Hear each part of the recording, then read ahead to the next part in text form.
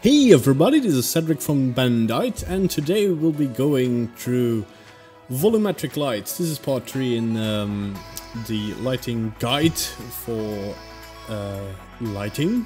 I wanted to say Blender, but you can also use this guide for 3ds Max, Cinema 4D, and other stuff. So welcome to part 3. We'll be doing like volumetric or like geometrical lights, like physical lights. Today. I've got this scene from the previous part back up again with Suzanne being unlit in our scene, and yeah, we're basically gonna show you how this works. So I'm gonna bring in a plane. A plane is mostly used for like these kind of lights. I'm gonna give it a new material, and of course I'm not gonna give it a BSDF material, like well, I mean a shader that interacts with light, but rather have a emission shader, which is actually not so much a shader as an instruction for emitting light.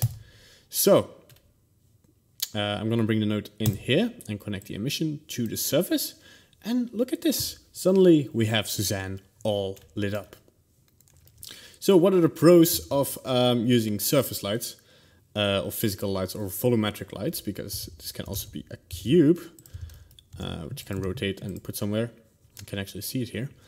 The pros is that light will look more softer and natural, and will look more realistic in certain scenarios. So if you're going, for instance, for product visualization, volumetric lights might be your way to go, because like just placing a few around the scene. Also increase the strength because we want to use the full range. Remember part 1. If you don't remember part 1, you should watch it again. And there we already see like a very nice lit Suzanne with just 2 of these things. Of course I can like the real thing I like to do with like surface lights is like you can shape the light with like just the geometry. So like here I come kind of like this kind of dark. I want some kind of fill. I could just add a fill light, of course, but I want to go here, make some extra geometry, make it way smaller.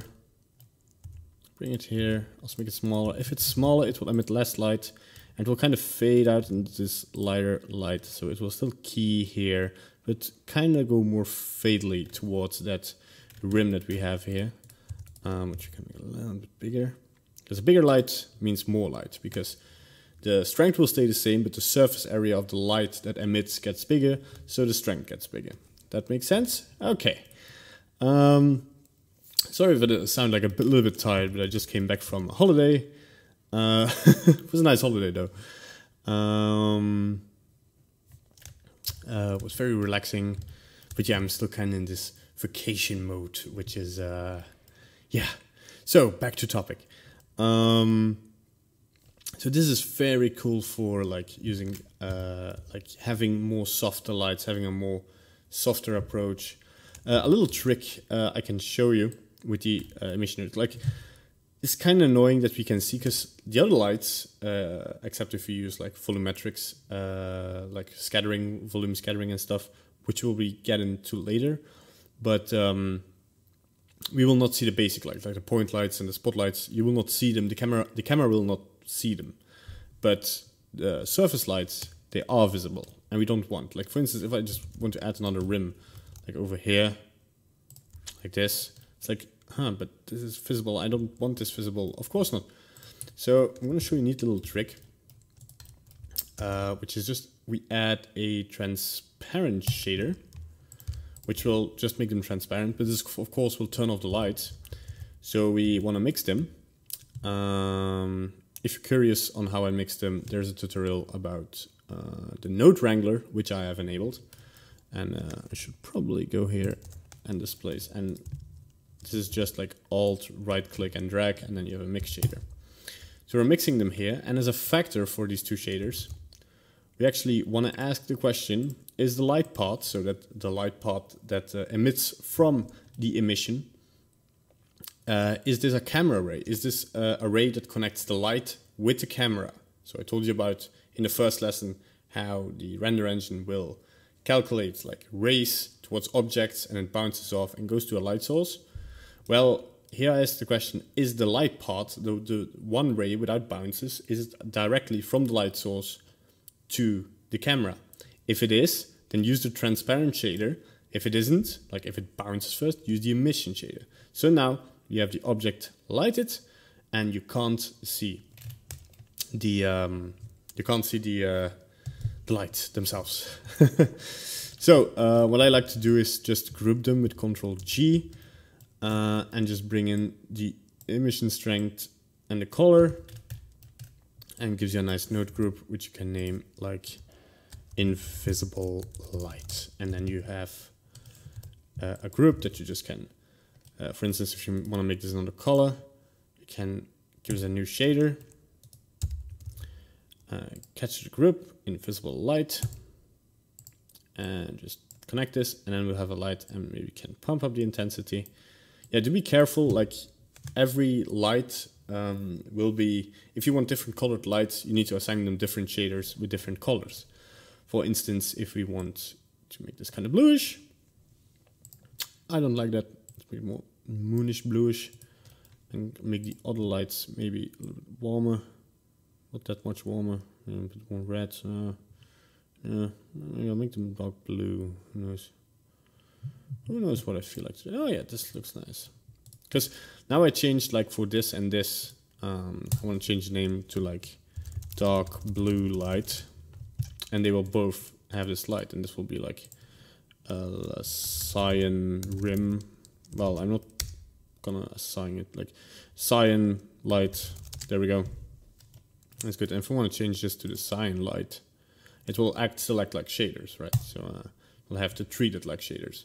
And if you want to give it another color, you can also just press the plus here, and then just assign it like maybe in a warmer color. Who knows? It's a bit too much contrast. Oh, yeah, green kind of works. Maybe kind of a neutral green, and then maybe this purple one will make go more towards the yellow still, perhaps. Oh yeah, that starts to look nice. And then maybe I want some more light, like on the chin and stuff. This is way too much. Like, and this is just modeling, right? You're modeling your light, which is very nice. So two things you need to keep in order for the strength of the surface, because then we have a nice like this light, which kind of spreads the light. The biggest surface is still here, so the main source will still come from here, but it has a little bit of a fall off towards the bottom and to the left, which will kind of give it a softer transition into the other lights and into the darker areas. And maybe I want to duplicate this, put it in front of it very blatantly. I can put it very close if I want to, but it's going to be very obvious. You don't want to put your lights too close to the subject, except if there's an object, of course, that emits some light. But you can press the plus here, and I can make something way warmer. Gives a strength of like 500. Of course, this is a very small light, so this will emit a lot of light. So I'll make it a little bit bigger. There's also a nice trick. The bigger your surface area is, of course, the softer your shadows will be. So if you want hard shadows, I do like use basic lights. Use a spotlight if you really want hard shadows, because surface lights you'll need to make it very small and then pump up the strength to 30,000, maybe more, and you still won't have like super results. So for that situation, I would personally use spotlights. And of course, you can make it bigger here again, and this starts to look nice. So make this a little bit lower. Yeah, without it and with it. There we go. That's a nice thing. You can also like, because you can do everything with this object. I can like, if I want this to be round, kinda, I can just subsurface it And I did that with Control 3, by the way. This will automatically add a subsurface. Let's put the render on 3, I guess. And there we go. That's how you light with surface light or volume lights. One small other effect. Yes, you can also use this on the volume. But I think this doesn't change a lot except for the... this doesn't really change the light behavior itself. And it will kind of increase in render time, I think. So it does have some uses though, but we'll get to those later. So I hope you now know the difference between the basic lights, the point lights and the sunlights and the surface lights. And kind of like the pros and cons between them. Let's rehearse that. The basic lights are good for like hard shadows. They're good for having a lot of lights and a lot of light sources without increasing render time. The surface lights are good for like soft lights and physical lights, also for reflective shaders. They will have actually something to reflect. For instance, if you go to the glossy here and push the roughness all the way down, it will actually have like some light sources it will reflect. Also, if you put in the diffuse in here again, you can actually see the hard line of the emission object, which makes some things look way cooler.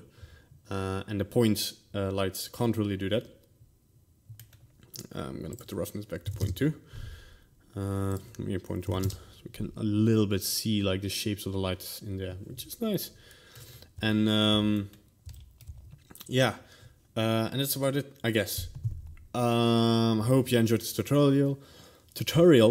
And for part 4 and part 5, we'll go into like more in-depth how we can use this light to gain certain effects. We will of course start with lighting objects and lighting faces, and after that we get into more intricate stuff. There have been some comments asking about indoor lighting. Yes, we will also cover that, and there will be some other videos that will kind of sidetrack this guide. We will also explain some stuff, and in the end we will have one bunch of videos which will explain everything from start to finish. So, thanks for watching. If you like this video, like the button, the like, subscribe, and check out the next video. Thanks for watching, I really appreciate it. Bye bye!